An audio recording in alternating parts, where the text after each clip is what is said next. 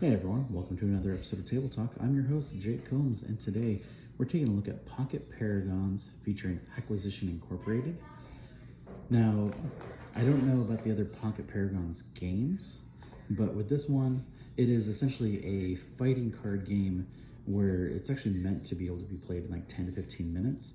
Each player takes control over one of these characters, and each character comes with their own abilities, and essentially each player draws or has their 7 cards, their 7 abilities, and then they play them depending on how much energy they have and how much health they have to determine who's the winner in that brawl versus heroes.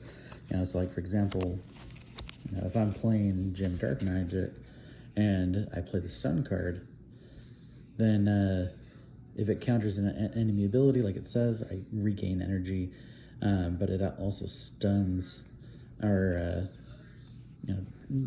essentially stops their action, so that way you can have a moment to breathe and potentially recoup some of your energy.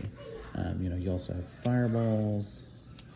This one's called the Twins. Basically, prevents them from healing.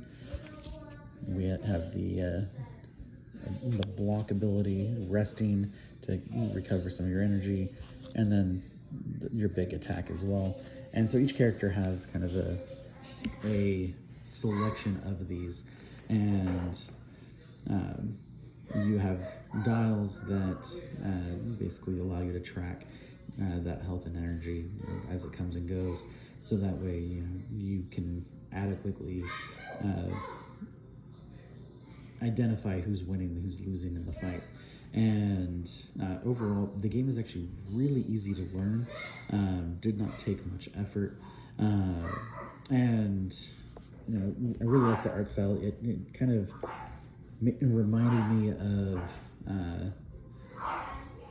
a more cartoony version, and definitely less graphic version of like the Invincible comic books.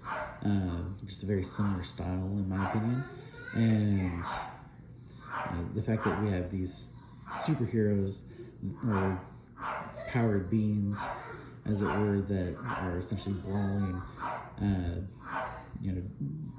it makes for a very quick, enjoyable game. The only problem is in its simplicity. It can get a little boring a little quickly,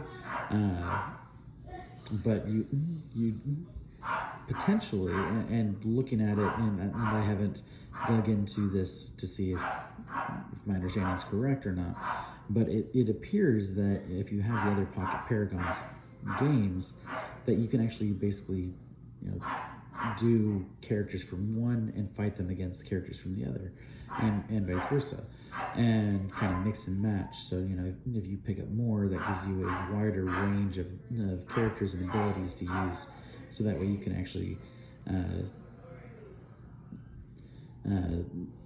make it more enjoyable. But with the limited number of characters, by limited, I mean like 8 or 10.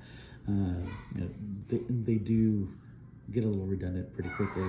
So I think that having those other boxes would definitely be good for making it a bit more interesting. But that is it as far as the game.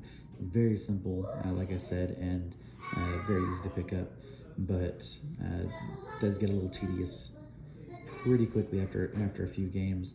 It's not one that I think can be geared for long-term play as far as like a longer game session. But that's it for today. Thank you guys as always for watching. I'll catch you next time.